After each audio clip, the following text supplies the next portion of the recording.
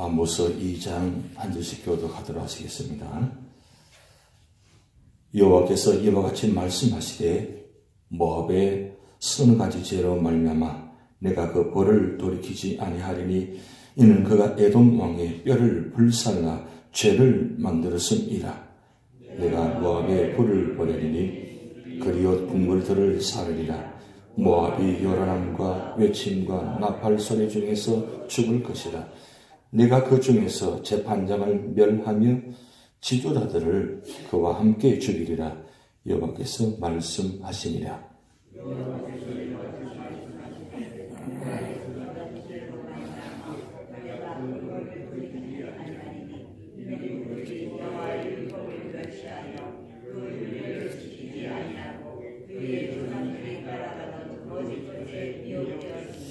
내가 유다의 불을 버리리니 예루살렘의 궁궐들을 사르리라.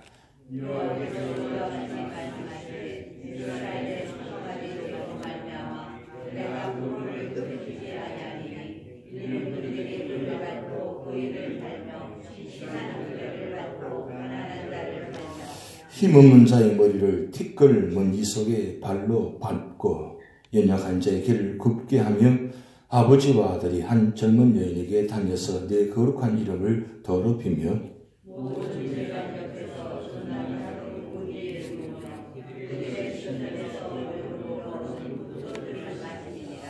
내가 아모리 사람을 그들 앞에서 멸하였나니 그 키는 백향목 높이와 같고 강하기는 상수리나무 같으나 내가 그 위의 열매와 그 아래의 뿌리를 진멸하였나니라.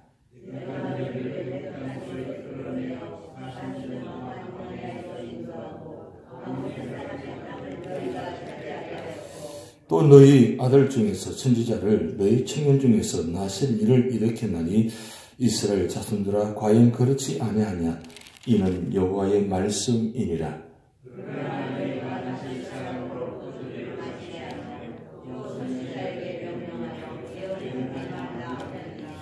보라, 곡식단을 가득히 실은 수레가 흙을 누름같이 내가 너희를 누르리니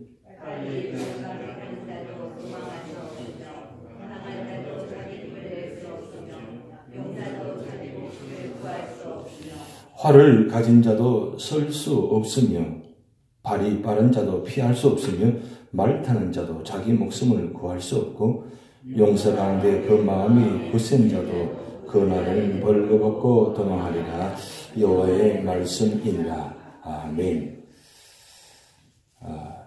2장은 모압과 이스라엘 두 왕국에 대한 심판의 예언의 말씀입니다. 우리 1장에 다섯 나라의 일방을 심판의 말씀을 보았습니다. 그 심판의 모습을 우리가 어제 말씀을 드렸습니다. 오늘 2장 1절부터 3절까지 여섯 번째 이방 나라의 말씀을 하고 그 다음 4절부터 5절까지는 유다 나라에 대해서 말씀합니다.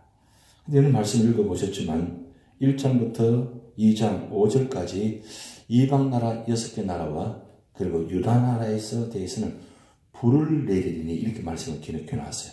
불의 이야기 나옵니다. 근데 오늘 2장 6절부터 말씀 읽어보시면 이 북이스라엘에서 지금 심판에 대해서 벌에 대해 말씀하는데 불의 단어가 안 나와요. 그러면 북이스라엘은 불로 심판하지 않겠는가? 않을까? 과연 그럴까요? 이 전초절의 내용입니다. 이 아모스는 크게 이렇게 구성되어 있습니다. 1장부터 2장까지는 8개 나라의 심판에 대한 예언의 말씀이 나타나 있습니다. 그리고 3장부터 6장까지는 북이스라엘 제약상에 대해서 3편의 설교가 나옵니다. 심판의 이유가 나옵니다. 그러고 난 다음 7장부터 8장까지 심판을 어떻게 북이스라엘에 심판하는 내용인지 5가지 환상을 통해서 말씀하고 있습니다. 그리고 9장 마지막 장은 그럼에도 하나님께서 이 북이스라엘을 회복하시겠다. 약속의 말씀을 주세요. 그러면 우리 1장과 2장에 나타난 6개 나라는 열방 나라입니다.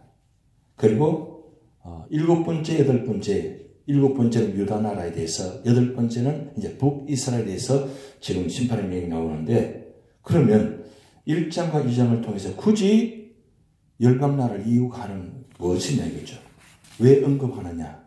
그냥 잘못한 거 북이스라엘만 멸망의 심판을 예언하지 굳이 이방 나라까지 말씀하신 이유가 무엇일까? 그거 궁금하지 않습니까? 북이스라엘 잘못했으면 북이스라엘만 이야기하면 되잖아요. 근데 굳이 열방 나라까지 심판할 이유가 뭐냐? 그것은 두 가지 의미가 있습니다. 첫째는 뭐냐면 이방인이나 선민이나 하나님의 심판에는 동일한 대상이 된다는 거예요. 이건 누구도 피할 수 없다는 겁니다. 그렇기 때문에 한 사람도 예외 없이 죄는 하나님께서 심판하신다 그 뜻입니다. 뭐 선민이니까 택한 백성이니까 죄를 지어도 용서하고 이방 나라니까 택하지 않았으니까 용서하지 않는다. 그것이 아니라 택하지 않으나 택한 받으나 이 죄는 죄로 말미암아 동일하게 다 같이 심판의 대상이 된다. 그것입니다. 그것이 굉장히 중요한 겁니다. 그런데 두 번째 특징은 뭐냐면 우리 1장의 말씀을 보았지만 이방인들에 대해서 하나님께서 심판의 내용을 보면 단지 도덕적인 죄의 문제만 언급합니다. 왜냐하면 그들은 하나님 모르잖아요. 하나님 모르기 때문에 그럼 하나님 모르면 심판하지 않느냐? 아니라는 거예요. 많은 사람이 그 이야기합니다. 아니 복음을 듣지 못하고 하나님 모르는 사람은 그러면 어떻게 될 것인가? 그런 이야기 많이 질문하잖아요. 근데 하나님께서 우리를 창조하실 때 우리 마음에다가 뭘 만들어 놓으시냐? 양심이라는 것을 넣어 놓았다는 거예요. 양심. 이 양심은 하나님께서 넣어 놓았다는 거예요. 그래서 하나님 믿지 않아도 이 양심이 말한다는 거예요. 그 안에. 그래서 하나님께서 죄를 심판하실 때 그 양심을 보고 선택하시고 심판하신다. 그렇게 일반적으로 신학적으로 해석합니다. 그러면 이방인 나라, 6개 나라 이 말씀 보면 도덕적인 이야기는 하지 거룩에 대해서 율법에 대해서 말씀하지 않습니다. 왜냐하면 그들은 율법을 모릅니다. 율법을 알지 못합니다. 그런데도 하나님은 이 도덕적인 죄, 그러니까 하나님 앞에는 이 양심을 두어서 이 도덕적인 죄도 반드시 하나님 심판의 대상이 될 수 있다는 말입니다. 그리고 남유다와 북이스라엘은 언급할 때는 도덕적인 죄만 언급하는 것이 아니라 거룩에 대해서 율법에 대해서 언급하고 있다는 거예요. 그러면 하나님께서 심판하실 때 이방 사람들은 도덕적인 죄만 가지고도 심판의 대상이 될 수 있는데 그러면 하나님께서 선택받은 믿음의 사람들은 심판하실 때 어떻게 심판하시느냐? 도덕적인 죄와 거기에다가 더 플러스해서 율법적인 죄까지도 하나님이 심판하신다는 거예요. 그러면 우리가 이미 선택받고 우리 말씀을 보고 말씀을 알고 말씀을 듣고 있습니다. 그렇다면 오늘 북이스라엘의 이 죄악의 상에 6절부터 12절까지 아주 구체적으로 어떤 죄를 지었는지를 상세히 기록해 놓았습니다. 그 내용은 두 가지입니다. 도덕적인 죄와 율법적인 죄입니다. 그러면 도덕적인 죄에 대한 심판의 수치를 따진다면 한 5 정도 된다면 이 믿음에 선택받은 사람 북이스라엘 남유다 심판의 대상은 수치를 따지면 10이 될 수 있다는 거죠. 배가 된다는 거예요. 그만큼 믿음에 선택받은 사람은 하나님께 심판하실 때 배로 심판하신다고 생각하시면 되는데 그래서 오늘 6절부터 12절까지 북이스라엘의 죄악생에서 아주 구체적으로 그렇게 하는데 단지 2장에는 북이스라엘 불을 이야기하지 않습니다. 그런데 제가 좀 전에 구체적으로 구성을 말씀드렸지만 5가지 환상을 통해서 하나님은 심판의 내용이 이방인에 대해 내리는 심판에 비해서 얼마나 큰지, 얼마나 정확한지, 얼마나 무서운지를 아주 구체적으로 기록해 놓았습니다. 그러기에 우리가 더 무서운 심판이 있다는 겁니다. 하나님 택한 사람은 더 무서운 심판의 대상이 될 수 있다는 것입니다. 그 말씀을 지금 2장을 통해서 말씀하고 있습니다. 근데 중요한 건 하나님께서 택한 백성 이 북이스라엘, 왜 남유다보다도 북이스라엘 더 죄를 더 정확하게 더 말씀을 선포하고 있느냐? 그것은 이 이스라엘 이름 때문입니다. 이스라엘 이름 뜻이 뭡니까? 야곱이 야공가에서 기도함으로 통해서 은혜 받아서 받은 이름입니다. 그 이스라엘의 뜻이 하나님과 겨루어 이겼다 뜻이지만 실제로 의미는 하나님께서 이 야곱을 축복하셔서 앞으로 이 선택받은 야곱의 후손들은 하나님께서 영원토록 축복하겠다. 근데 영원토록 축복하겠다 선택받았어요. 그럼 영원토록 축복하겠다고 선택받은 이 이스라엘이 하나님 앞에 돌아오지 않고 하나님 앞에 죄를 지으면 어떻게 될 것인가? 더 큰 죄가 준비된다는 거예요. 그런데 결국 어떻게 됐습니까? 우리가 결과론적으로 알고 있지만 722년에 멸망을 당할 때 어떻게 되었습니까? 나라 자체가 아예 없어져 버립니다. 없어져 버립니다. 그리고 그 북이스라엘 사람들은 온 세상에 흩어지게 만드십니다. 그만큼 하나님의 심판이 크다는 사실이죠. 그런데 하나님께서 이 이스라엘 이름을 지어주실 때 그냥 지으신 게 아니잖아요. 여러분 오늘날 저 이스라엘 나라가 왜 이스라엘 이름을 지금 갖고 있을까요? 다른 이름도 지을 수 있는데 유다라고 사실은 해야 됩니다. 원래 유다. 그런데 유다라 하지 않고 이스라엘 한 이유가 뭡니까? 원래 하나님께 시작할 때 이스라엘을 시작했거든요. 이스라엘 12지파 시작하게 하셨거든요. 그 첫 시작을 하나님은 잊지 않으신다는 거죠. 하나님께서 첫 시작할 때 그 이스라엘 얼마나 많은 축복하셨습니까? 그 축복을 그냥 거두시지 않는다는 거죠. 하나님 기억하신다는 거죠. 죄만 기억하실 뿐만 아니라 축복도 기억하신다는 것. 그래서 우리 말씀 볼 때 축복의 말씀이 있고 심판의 말씀이 있습니다. 근데 우리는 어느 쪽의 말씀을 기억하고 계십니까? 죄악보다는 죄의 심판보다는 축복의 말씀을 많이 기억하잖아요. 하나님도 마찬가지예요. 죄에 대해서 기억하시기보다는 축복을 더 기억하십니다.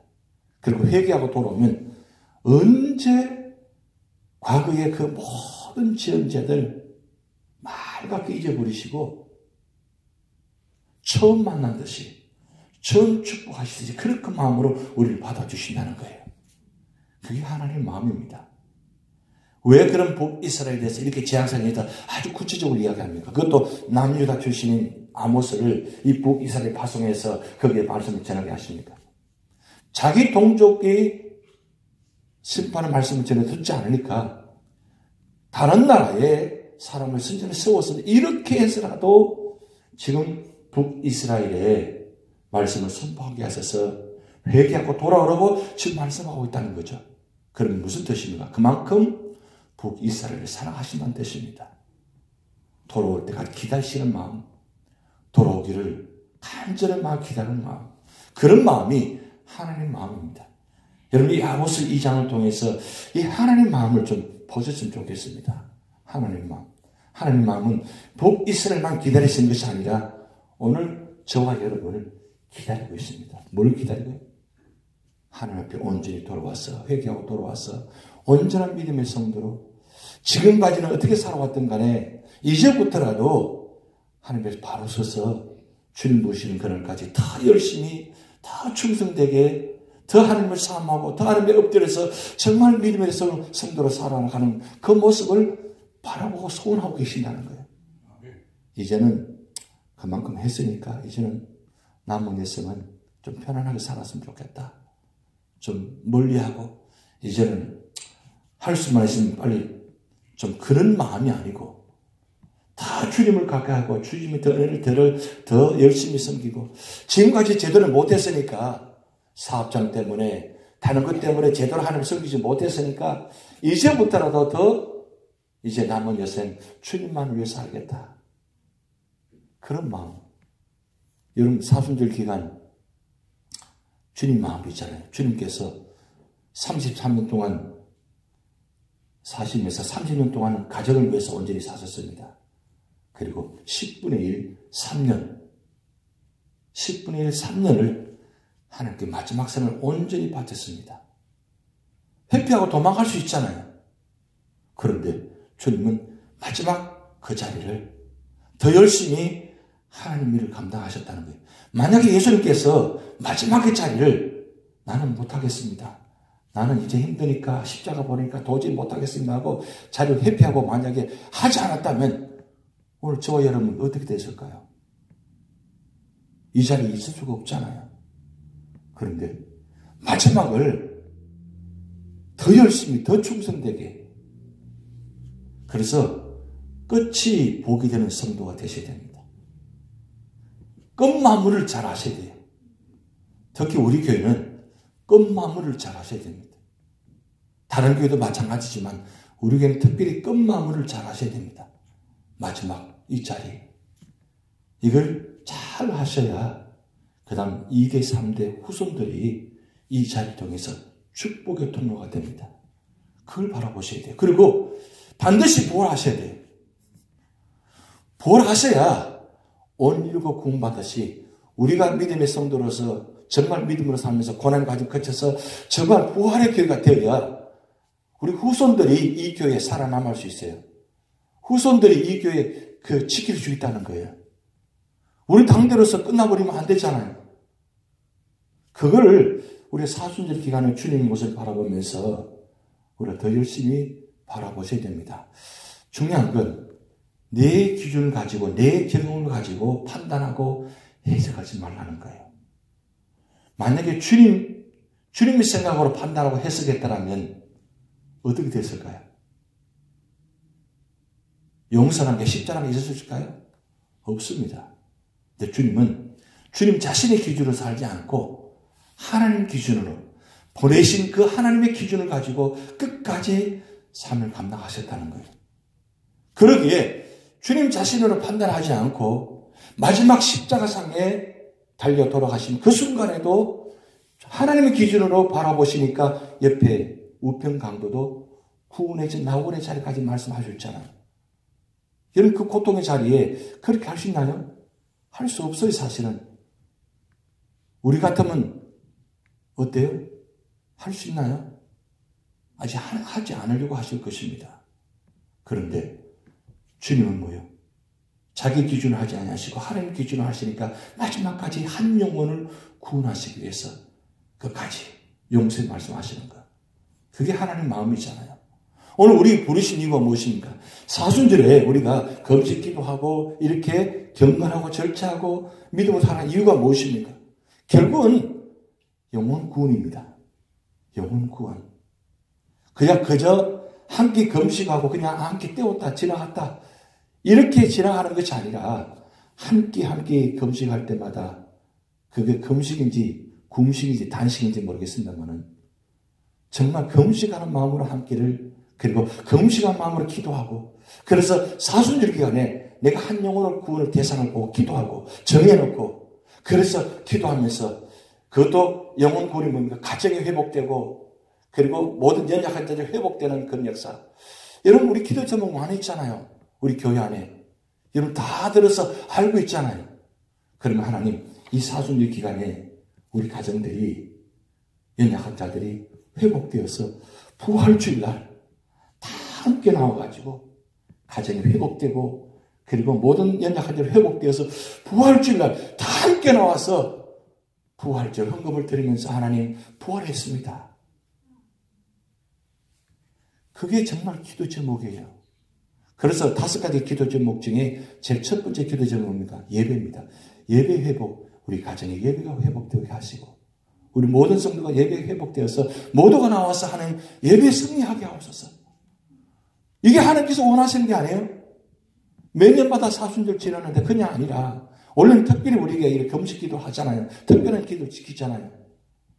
이유가 무엇입니까? 그만큼 우리가 기도의 제목들이 구원 대상이 많다는 뜻입니다. 우리 교회 하나님께서 이를 통해서 보내는 신호입니다.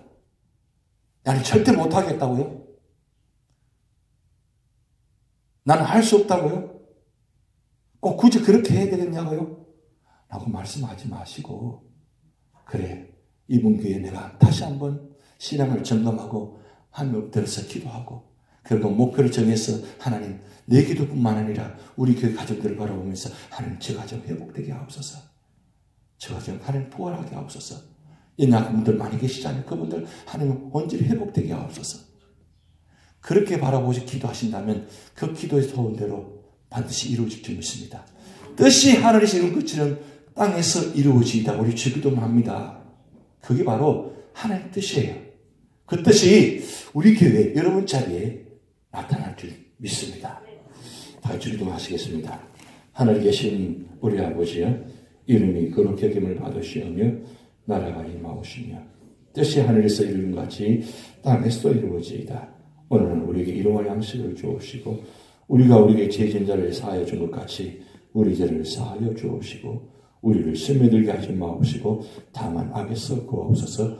대개 나라와 권세와 영광이 아버지께 영원히 있사옵나이다. 아멘.